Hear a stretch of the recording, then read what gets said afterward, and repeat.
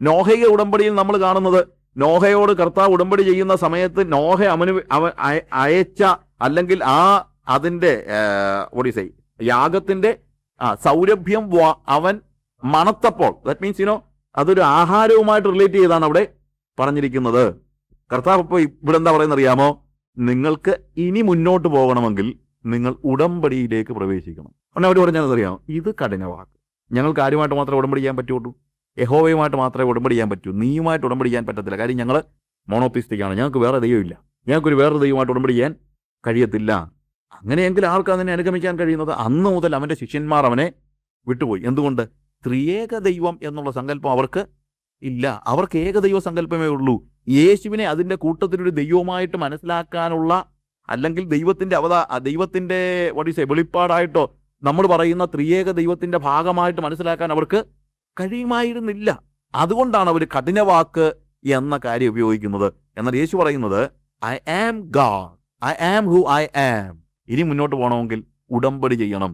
അന്ന് മുതൽ അവൻ്റെ ശിഷ്യന്മാർ അവനെ വിട്ടുപോയി. പിന്നെ അവനോടുകൂടെ സഞ്ചരിച്ചതുമില്ല. 12 പേര് മാത്രം അവശേഷിച്ചു. 12 പേരോട് കർത്താവ് ചോദിക്കുക, എന്തിനാണ് നോക്കി നിൽക്കുന്നത്? നിനക്കൊന്ന് പോകല്ലോ എന്ന് ചോദിച്ചു. പത്രോസ് ചാടിക്കൽ പറയാണ്, ഞങ്ങൾ എങ്ങോട്ട് പോകാനാണ്? ഞങ്ങൾക്കറിയാം ഇത് ഇച്ചിരി കഠിനമാണെന്ന്, പക്ഷേ അത് നിത്യജീവന്റെ മൊഴികളാണെന്ന് ഞങ്ങൾ മനസ്സിലാക്കും. ഹല്ലേലൂയ. അത് കഠിനവാക്കാണെന്ന് ഞങ്ങൾക്കറിയാം, പക്ഷേ ഞങ്ങൾ നിന്നെ വിട്ടിട്ട് എവിടെ പോകും? നിത്യജീവന്റെ മൊഴികൾ നിന്റെ പക്കൽ ഉണ്ടല്ലോ. വാട്ട് യു സെഡ്, നീ പറഞ്ഞ വാക്കുകൾ അത് നിത്യജീവനിലേക്ക് ഞങ്ങളെ നയിക്കാൻ പര്യാപ്തമാണ്. ഞങ്ങൾ ഉടമ്പടി ബന്ധത്തിലേക്ക് പ്രവേശിക്കുന്നു എന്നാണ് അവരോട് പറയുന്നത്. ഞങ്ങൾ ഉടമ്പടി ബന്ധത്തിലേക്ക് പ്രവേശിക്കുന്നു. പ്രിയമുള്ളവരെ, ഇവിടെയാണ് നമ്മൾ ശരിക്കും ദൈവിക തൃത്വത്തിൽ യേശുക്രിസ്തുവിനെ ദൈവമായി ശിഷ്യന്മാരെ അക്സെപ്റ്റ് ചെയ്യുന്ന ഭാഗം മനസ്സിലാക്കും. അവർ കൺഫ്യൂസ്ഡ് ആയിരുന്നു. അല്ലെന്ന് പറഞ്ഞിട്ട് അർത്ഥമൊന്നുമില്ല. അവർ കൺഫ്യൂസ്ഡ് ആയിരുന്നു. പക്ഷെ അവർ പറഞ്ഞു, yes we know you are God, you are. അവൻ കാൽവറി ക്രൂസിൽ മരിച്ചു, അടക്കപ്പെട്ടു, ഉയർത്തെഴുന്നേറ്റു. എല്ലാവരും ഒരുമിച്ച് കൂടിയിരിക്കുന്ന മുറിയിൽ യോഹന്നാന്റെ സുവിശേഷം 20-ാം അധ്യായത്തിൽ നമ്മൾ കാണുന്നതാണ്, അവൻ പ്രത്യക്ഷനായി നിങ്ങൾക്ക് സമാധാനം എന്ന് പറഞ്ഞു. അന്ന് പത്രോസും യാക്കോബും യോഹന്നാനും എല്ലാവരും ഉണ്ടായിരുന്നു, ഒരാളില്ലായിരുന്നു, തോമസ് ഇല്ലായിരുന്നു. തോമസ് പറഞ്ഞു, ഞാൻ വിശ്വസിക്കത്തില്ല. ഞാൻ വിശ്വസിക്കണം അവൻ്റെ കൈകളിലെ ആണിപ്പാടുകളിൽ ഞാൻ വിരലിടുകയും അവൻ്റെ വിലാപ്പുറത്ത് ഞാൻ കൈയിടുകയും ചെയ്തിട്ടല്ലാതെ ഞാൻ വിശ്വസിക്കത്തില്ല. പിന്നീട് തോമസും കൂടെ ഉള്ളപ്പോൾ യേശു കർത്താവ് അവർക്ക് പ്രത്യക്ഷനായി. എന്നിട്ട് പറഞ്ഞു, തോമസ്, നീ എൻ്റെ കരങ്ങളിലെ എൻ്റെ ആണിപ്പാടുകൾ നീ എൻ്റെ വിരലുകൾ ഇടുക. നിൻ്റെ കരത്തെ നീട്ടി എൻ്റെ വിലാപ്പുറത്തേക്ക് നീ. അവനത് കണ്ടു, വിശ്വസിച്ചു. എന്നിട്ട് പറയുന്നത് എന്താണെന്നറിയാമോ?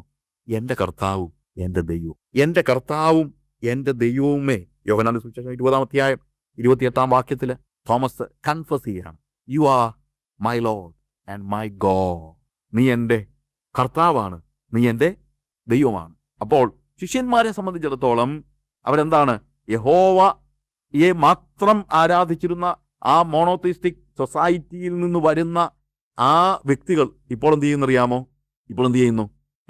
അവർ പറയാണ്, ഞങ്ങൾക്ക് മനസ്സിലായി നീ ദൈവമാണ്, യു ആർ ഗോഡ്, നീ ദൈവമാണെന്നുള്ളത് ഞങ്ങൾക്ക്. അവിടെ യേശുവിനെ കൂടെ അവരെന്താണ്, അല്ലെങ്കിൽ യേശുവും ദൈവമാണ്, യേശുവിനെ കൂടെ ദൈവമാക്കുക എന്നുള്ളതല്ല, യേശു ദൈവമാണെന്നുള്ളത് അവർ തിരിച്ചറിയാം. എന്നാൽ കുറച്ച് കഴിഞ്ഞപ്പോൾ അപ്പോസ്തല പ്രവൃത്തി 2-ാം അധ്യായം നമ്മൾ കാണുന്ന പരിശുദ്ധാത്മാവ് ഇറങ്ങി വരുന്നു. പരിശുദ്ധാത്മാവ് ഇറങ്ങി വന്നു കഴിഞ്ഞപ്പോഴത്തേക്ക് ദൈവം ചെയ്യുന്ന എല്ലാ പ്രവൃത്തികളും പരിശുദ്ധാത്മാവും ചെയ്യുകയാണ്. അപ്പോസ്തലന്മാരുടെ ജീവിതത്തിൽ പരിശുദ്ധാത്മാവ് അവരെ നിയന്ത്രിച്ച് നടത്തുന്ന ദൈവമായിട്ട് അവർ തിരിച്ചറിയുക. അവരെ നിയന്ത്രിച്ച് നടത്തുന്ന ദൈവമായിട്ട് അവർ പരിശുദ്ധാത്മാവിനെ തിരിച്ചറിയാം. അപ്പോൾ അവർക്ക് അനുഭവമാണ്. അവരെ സംബന്ധിച്ച് അവർക്കിത് പഠിക്കാനൊന്നും നേരമില്ലായിരുന്നു, അവർക്കത് പഠിക്കാൻ അറിയത്തുമില്ല. പക്ഷെ അവരനുഭവിച്ചറിഞ്ഞു, യാഹ്വേ ഈസ് ഗോഡ്, യഹോവ ദൈവമാണ്. ജീസസ് ഈസ് ഗോഡ്, ഞങ്ങളുടെ കർത്താവായ യേശു ഞങ്ങളുടെ ദൈവമാണ്. And the holy spirit, he is God, അവൻ ദൈവമാണ്, പരിശുദ്ധാത്മാവും ദൈവമാണ്. അവരുടെ അനുഭവത്തിൻ്റെ പ്രതിഫലനമാണ് തൃത്വോപദേശം എന്ന് പറയുന്നത്. അല്ലാതെ ഇവരുണ്ടാക്കിയതല്ല. എന്താണ്? അവരുടെ അനുഭവമാണ്. അവരുടെ അനുഭവമായിട്ട് അവർ മനസ്സിലാക്കി. ശിഷ്യന്മാർക്ക് മനസ്സിലാക്കി എന്ന് പറയുന്നത് ശരിയല്ല, കാര്യം മനസ്സിലാക്കാൻ ബുദ്ധിമുട്ടായിരുന്നു. പക്ഷെ അവരെന്ത് ചെയ്തു? അവരത് ആ വെളിപ്പാട് അംഗീകരിച്ചു. ആ വെളിപ്പാട് എന്നുള്ള വാക്കാണ് അതിനകത്ത് കറക്റ്റ്. എന്നു ചോദിച്ചു കഴിഞ്ഞാൽ ആത്മീയ സത്യങ്ങളൊന്നും അറിവല്ല. നമ്മളുടെ സ്വാഭാവിക അല്ലെങ്കിൽ നമ്മൾ സാധാരണ ഉപയോഗിക്കുന്ന ഭാഷകളിലെല്ലാം ഉള്ളൊരു പ്രശ്നമുണ്ട്. അതിനകത്തെ കോൺട്രാസ്റ്റുകളൊന്നും അല്ല വേദോസത്തിലെ കോൺട്രാസ്റ്റ്. അതുപോലെ എന്ന് വെച്ച് കഴിഞ്ഞാൽ നമ്മളിപ്പം എതിർപദങ്ങൾ പറയുമ്പോഴത്തേക്ക് അജ്ഞത, അതിന് പകരം എന്താണ്? അറിവ്, അല്ലേ? പക്ഷേ വേദോസ പ്രകാരം ഇഗ്നറൻസിൻ്റെ എതിർപദം എന്ന് പറയുന്നത്, അല്ലെങ്കിൽ അജ്ഞതയുടെ എതിർപദം എന്ന് പറയുന്നത് വെളിപ്പാടാണ്, റെവലേഷൻ. Ignorance, revelation. ഇപ്പോൾ റെവലേഷൻ എന്ന് പറയുന്നത് എന്തല്ല? ബോധപൂർവം നമ്മൾ തിരിച്ചറിയുന്ന കാര്യമല്ല, അല്ലെങ്കിൽ ബുദ്ധിയിൽ നിന്ന് നമ്മൾ തിരിച്ചറിയുന്ന കാര്യങ്ങൾ ഒരു ദിവസം യേശു കർത്താവ് തന്റെ ശിഷ്യന്മാരെല്ലാം വിളിച്ച് വിട്ടിട്ട് അവിടെ എല്ലാം ചോദിക്കും, ജനങ്ങൾ എന്നെക്കുറിച്ച് എന്നാ പറയും? നെഹ്റു പറഞ്ഞു, ചിലർ പറയുന്നത് ജനമയാണെന്ന്, ചിലർ പറയുന്നു പ്രവാചകനാണെന്ന്, ചിലർ പറയുന്നു കാത്തിരുന്നതായ പ്രവാചകനാണ്, ഒത്തിരി കാര്യങ്ങൾ പറയും. കർത്താവ് പറഞ്ഞു, അതൊക്കെ പോട്ടെ, നിങ്ങൾ എന്നെക്കുറിച്ച് എന്ത് പറയും? ശിവൻ പത്രോസ് ചാടിക്കയറി പറഞ്ഞു, എന്ത് പറഞ്ഞു? നിജീവനുള്ള ദൈവത്തിന്റെ പുത്രനായ ക്രിസ്തുവാണ്. നിജീവനുള്ള ദൈവത്തിന്റെ പുത്രനായ ക്രിസ്തുവാണ്, നീയാണ് അയക്കപ്പെട്ടത്. ഉടനെ കർത്താവ് ശിമോനോട് പറയുന്ന വാക്കുണ്ട്, എന്താണ്? ശിമോനെ, ജഡരക്തങ്ങളല്ല നിനക്കിത് വെളിപ്പെടുത്തിയത്, സ്വർഗസ്ഥനായ എൻ്റെ പിതാവാണ്. എന്താ ഈ ജഡരക്തങ്ങളല്ല എന്ന് പറയാൻ കാര്യം? ശിമോനോട് കർത്താവ് പറയുന്നതിന്റെ അർത്ഥം ഇതാണ്, നീ എന്നെ നോക്കിയേച്ച് ബുദ്ധിപരമായി കുറെ ആലോചിച്ചേച്ച് ഇവൻ തന്നെയാണ് ദൈവപുത്രൻ, വേറെ ആരുമല്ല എന്ന് പറയത്തക്ക രീതിയിലുള്ള ബുദ്ധിയൊന്നും നിനക്കില്ലെന്നാണ് പറഞ്ഞു. അവനെന്നുള്ളതല്ല, ആർക്കുമില്ല. കാര്യം സ്വാഭാവികമായി യേശുവിൻ്റെ മാനുഷിക ഭാവം കണ്ടിട്ട് ഒരാൾക്ക് പറയാൻ കഴിയത്തില്ല എന്താണ് ദൈവപുത്രനായ ക്രിസ്തുവാണെന്ന്. കാര്യം അവരെല്ലാവരും പ്രതീക്ഷിച്ചിരുന്ന രീതിയിലല്ല യേശു ഭൂമിയിലേക്ക് വന്നത്, അല്ലേ? അവർക്ക് മശിഹയെക്കുറിച്ചുണ്ടായിരുന്ന എല്ലാ സങ്കല്പങ്ങളെയും തകർത്തുകൊണ്ടാണ് ഒരു പരിധി വരെ അതിൻ്റെ വിപരീത ദിശയിൽ പ്രവർത്തിച്ചുകൊണ്ടാണ് കർത്താവ് മശിഹയായിട്ട് ഭൂമിയിലേക്ക് വന്നത്. അപ്പൊ അതുകൊണ്ട് കർത്താവ് പറയാണ്, എന്ത്? നിന്റെ ഇന്റലിജൻസ് അല്ല വർക്ക് ചെയ്തെന്നാണ് പറയുന്നത്, അല്ലാതെ വേറെ ഒന്നും അല്ല. ഇത്രയേ ഉള്ളൂ, ജഡരക്തങ്ങളല്ല നിനക്കിത് മനസ്സിലാക്കി തന്നു പറയുമ്പോൾ അത്രേ ഉള്ളൂ. നിന്റെ ഇന്റലിജൻസ് ഒന്നും അല്ല ഇത് നിനക്ക് മനസ്സിലാക്കി തന്നത്. അതായത് നിന്റെ റാഷണാലിറ്റിയിൽ, നിന്റെ യുക്തിയുടെ മൂശയിൽ എൻ്റെ ജീവിതത്തെ എല്ലാം കൂടി ഇട്ട് ഒരകല്ലിട്ട് ഒരച്ചു നോക്കി ഒടുവിൽ നിനക്കൊരു നിഗമനത്തിലെത്തുകയല്ലായിരുന്നു. പ്രത്യേകം എന്താ സംഭവിച്ചത്? സ്വർഗസ്ഥനായ എൻ്റെ പിതാവ് നിനക്കത് വെളിപ്പെടുത്തുകയാണ്. വെളിപ്പാട്. അതുകൊണ്ടാണ് ഞാൻ പറഞ്ഞത്, ദൈവിക സത്യങ്ങൾ അറിയുകയല്ല, ദൈവിക സത്യങ്ങൾ വെളിപ്പെടുകയാണ്. ദൈവിക സത്യങ്ങൾ നമ്മൾ കണ്ടെത്തുകയല്ല, ദൈവിക സത്യങ്ങളെ ദൈവം എന്ത് ചെയ്യുകയാണ്? നമുക്ക് നമ്മുടെ മുമ്പിൽ കൊണ്ട് വെളിപ്പെടുത്തുകയാണ്. അല്ലാതെ നമുക്ക് അന്വേഷിച്ച് കണ്ടെത്താൻ കഴിയുന്നതല്ല പലപ്പോഴും എന്ത്? ദൈവിക സത്യങ്ങൾ. അതുകൊണ്ട് കർത്താവ് പറയുന്നത്, നിങ്ങൾ എന്നെ തിരഞ്ഞെടുത്തതല്ല, ഞാൻ നിങ്ങളെ തിരഞ്ഞെടുത്തതാണ്. കാര്യം നമുക്കങ്ങനെ തിരഞ്ഞെടുക്കാൻ തക്ക കഴിവോ ഒന്നും ഉള്ളവര് അല്ല. നമുക്ക് സ്വീകരിക്കാനേ പറ്റുകയുള്ളൂ. നമുക്ക് ഒരിക്കലും ഒന്നും കണ്ടെത്താൻ കഴിയത്തില്ല, നമുക്ക് ഒരിക്കലും ഒന്നും നേടിയെടുക്കാനും കഴിയത്തില്ല. നമുക്ക് ആകെ ചെയ്യാൻ പറ്റുന്ന എന്താണെന്ന് അറിയാമോ? സ്വീകരിക്കുക. മനുഷ്യൻ എന്ന നിലയിൽ നമുക്ക് ചെയ്യാൻ പറ്റുന്ന ഏക കാര്യമുള്ളൂ, റിസീവ്. അല്ലാതെ വേറെ ഒന്നും പറ്റത്തില്ല. നമുക്ക് എപ്പോഴും എന്താ ചെയ്യാൻ പറ്റുള്ളൂ? സ്വീകരിക്കുക എന്നുള്ളതേ ഉള്ളൂ. കർത്താവിന്റെ ജോലിയാണ് എന്താ? വെളിപ്പെടുത്തുക എന്ന് പറയുന്നത്. വെളിപ്പെടുത്തുക. സ്വീകരിക്കാൻ മനസ്സുള്ളവന് മാത്രമേ കർത്താവ് വെളിപ്പെടുത്തത്തുള്ളൂ എന്നുള്ളത് രണ്ടാമത്തെ കാര്യം. പക്ഷേ വെളിപ്പാട് എന്ന നിലയിൽ വേണം നമ്മൾ ഈ കാര്യങ്ങളെ കാണാൻ. തൃത്വത്തിന്റെ കാര്യങ്ങൾ, ദൈവത്തിന്റെ കാര്യങ്ങൾ, യേശുവിന്റെ കാര്യങ്ങൾ, പരിശുദ്ധാത്മാവിന്റെ കാര്യങ്ങൾ, എന്ത് കാര്യങ്ങളും നമ്മൾ തിരിച്ചറിയുന്നത് എങ്ങനെയാണ്? വെളിപ്പാടിലൂടെയാണ്. അല്ലാതെ ചിന്തകളിലൂടെയോ അല്ലെങ്കിൽ യുക്തിപരമായ വാദപ്രതിവാദങ്ങളിലൂടെയോ അല്ല. അതുകൊണ്ടാണ് ഈ ഖണ്ഡന മണ്ഡന പ്രസംഗങ്ങൾക്കൊന്നും പ്രസക്തിയില്ലാതായി പോകുന്നത്. ഈ ഖണ്ഡന മണ്ഡന പ്രസംഗങ്ങളൊക്കെ മാക്സിമം ഒരാളുടെ ഏത് തലത്തിൽ വരെ എത്തുമെന്നറിയാമോ? ഒരാളെ നമുക്കൊരു നിഗമനത്തിലെത്തിക്കാൻ പറ്റിയെന്നിരിക്കും മാക്സിമം. പക്ഷെ വേദപുസ്തകം നിഗമനങ്ങളുടെ പുസ്തകമല്ല, വേദപുസ്തകം ബോധ്യങ്ങളുടെ പുസ്തകമാണ്. അത് നൽകുന്നത് പരിശുദ്ധാത്മാവാണ്, ഇല്ലേ? കർത്താവ് പറഞ്ഞു, അവൻ വരുമ്പോൾ നിങ്ങൾക്ക് പാപത്തെക്കുറിച്ചും നീതിയെക്കുറിച്ചും ന്യായവിധിയെക്കുറിച്ചും ബോധ്യം വരുത്തും. കൺവിക്ഷൻ. കാര്യം റാഷണാലിറ്റിയുടെ അനന്തരഫലം എന്താണെന്നറിയാമോ? അത് നിഗമനമാണ്. ഞാൻ ഇതിനെക്കുറിച്ച് പിന്നീട് എപ്പോഴെങ്കിലും സമയമനുസരിച്ച് പറയാം. നമ്മൾ യുക്തിപരമായി ചിന്തിച്ചാൽ ഒടുവിൽ എന്തായി വരത്തുള്ളൂ? നമുക്ക് നിഗമനമേ വരത്തുള്ളൂ. പക്ഷേ ദൈവത്തിന്റെ പരിശുദ്ധാത്മാവ് നമുക്ക് നൽകുന്ന എന്താണ്? ബോധ്യമാണ്. അത് വെളിപ്പാടിനാലാണ് നമ്മൾ അറിയുന്നത്, വെളിപ്പാടിനാൽ. ഇനി ഇതിൻ്റെ ഇടയിൽ ഈ വേദപുസ്തകത്തിൽ തൃത്വോപദേശത്തെക്കുറിച്ച് നമുക്ക് ഇന്നുള്ള അണ്ടർസ്റ്റാൻഡിങ്ങിൽ അല്ലെങ്കിൽ അതിനകത്ത് വിശദീകരിക്കുന്നതിനകത്ത് പറ്റിയിട്ടുള്ള ചില പാളിച്ചകളുണ്ട്. അത് നമുക്ക് വേണമെങ്കിൽ കുറച്ചൊക്കെ മനസ്സിലാക്കാൻ കഴിഞ്ഞേക്കാം. അത് പെർഫെക്റ്റ് ആണെന്നല്ല ഞാൻ പറയുന്നത്. അതുകൊണ്ട് ചില കാര്യങ്ങൾ ഇതുമായിട്ട് റിലേറ്റ് ചെയ്ത് എനിക്ക് പറയണം എന്ന് ആഗ്രഹമുണ്ട്. നമ്മൾ സാധാരണ പറയാറുള്ള ഒരു കാര്യമുണ്ട്, തൃത്വത്തെക്കുറിച്ച് പറയുമ്പോഴെല്ലാം നമ്മൾ പറയുന്നൊരു കാര്യമാണ് 1 in essence and 3 in person. എന്താണ്? തത്വത്തിൽ 1 ആളത്വത്തിൽ 3 എന്നുള്ള വാക്ക് നമ്മൾ ഉപയോഗിക്കാറുണ്ടെന്നുള്ളതല്ല, അതൊരു കോമൺ ആയിട്ട് എല്ലാവരും അങ്ങ് ഉപയോഗിക്കുന്ന വാക്കാണ്. എന്നാൽ ഈ 3 in persons or personalities എന്ന് നമ്മൾ തർജ്ജിമ ചെയ്യുന്ന ഈ ഭാഗത്ത് ഒരു ചെറിയ പിശക് വന്നിട്ടുണ്ട്. അതായത് ഇവിടെ ഈ വ്യക്തിത്വത്തിൽ ആളത്വത്തിൽ 1, വ്യക്തിത്വത്തിൽ സം കൈൻഡ് ഓഫ് ഒത്തിരി നമ്മൾ വാക്കുകൾ ഓരോന്നൊക്കെ ഉപയോഗിക്കുന്നുണ്ട്.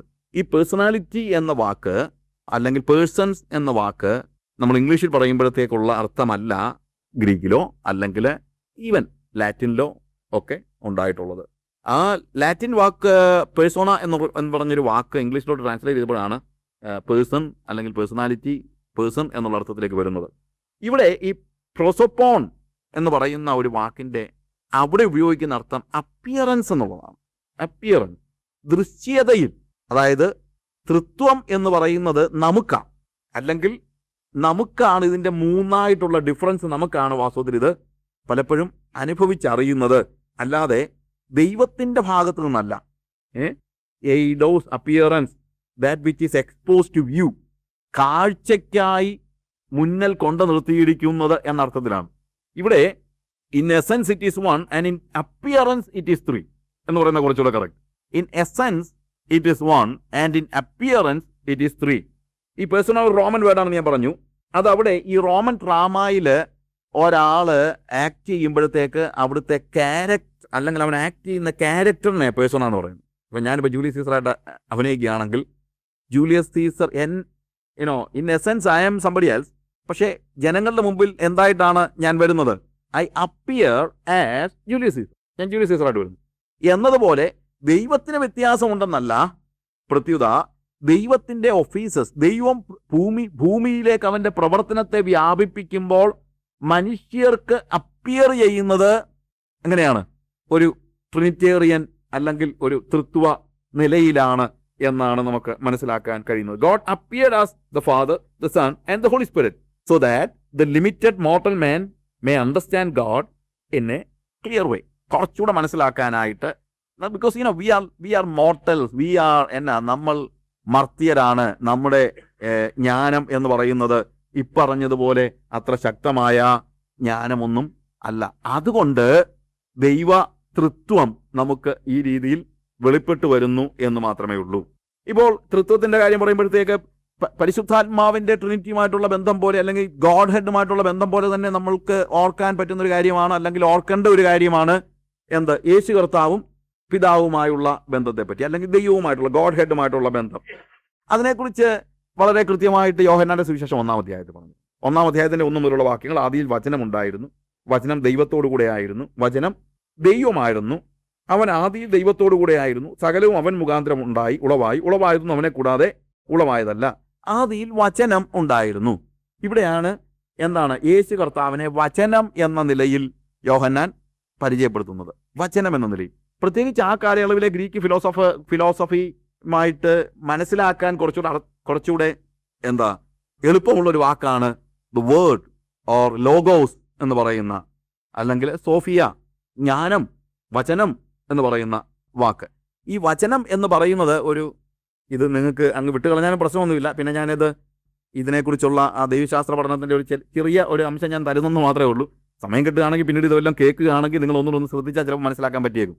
ഒരു നിയോ പ്ലേറ്റോണിക് സങ്കല്പമാണ്, അല്ലെങ്കിൽ പ്ലേറ്റോയുടെ ഐഡിയലിസവുമായിട്ട് ബന്ധപ്പെട്ടാണ് ഇവിടെ പറയുന്നത്. ഈ പ്ലേറ്റോ ആ കാലയളവിലെ ഏറ്റവും അറിയപ്പെടുന്ന, അല്ലെങ്കിൽ അതിനു മുമ്പ് അന്ന് നിലവിലിരിക്കുന്ന ഫിലോസഫിയിൽ, സ്കൂൾ ഓഫ് ഫിലോസഫിയിൽ പ്ലേറ്റോ ഒരു അറിയപ്പെടുന്ന ഫിലോസഫറാണ്. അദ്ദേഹം അതിന് മുമ്പേ മരിച്ചുപോയ ആളാണ് എന്ന് പറഞ്ഞാലും അന്നത്തെ ഏറ്റവും ആളുകളുടെ ഒരു പോപ്പുലർ ഫിലോസഫർ എന്ന നിലയിൽ അറിയപ്പെടുന്ന ഒരാളാണ് പ്ലേറ്റോ. പ്ലേറ്റോ പറഞ്ഞ ഒരു കാര്യം, യാഥാർത്ഥ്യം, അല്ലെങ്കിൽ ഈ പ്ലേറ്റോണിക് കൺസെപ്റ്റ്സ് അല്ലെങ്കിൽ ഗ്രീക്ക് ചിന്താഗതികളിലുള്ള ഒത്തിരി കാര്യങ്ങൾ ക്രിസ്ത്യാനിറ്റിയിൽ പ്രശ്നങ്ങൾ ഉണ്ടാക്കിയിട്ടുണ്ട്. പ്രത്യേകിച്ച് ഈ നിഗൂഢജ്ഞാന മതം അല്ലെങ്കിൽ നോസിസിസം ഒക്കെ അതിനകത്തുള്ള ഒരു കാര്യമാണ്. എന്നാൽ ഇവിടെ ഈ ട്രിനിറ്റി ഇതുമായിട്ട് റിലേറ്റ് ചെയ്ത് ഒരാൾക്ക് മനസ്സിലാക്കാൻ കഴിയുന്നത് എങ്ങനെയാണ് എന്ന് ഞാൻ ഒന്ന് പറയാൻ പരിശ്രമിക്കുകയാണ്. പ്ലേറ്റോയുടെ ഐഡിയലിസം അല്ലെങ്കിൽ പ്ലേറ്റോ പറയുന്ന ആശയവാദം എന്ന് പറയുന്നത് എന്താണെന്ന് ചോദിച്ചു കഴിഞ്ഞാൽ, കാണുന്നതൊന്നുമല്ല യാഥാർത്ഥ്യമായത്, അതിൻ്റെ പിന്നിലുള്ള ആശയമാണ്. ഇതാണ് പ്ലേറ്റോയുടെ ആശയവാദത്തിൻ്റെ ഒരു ആകത്തുക.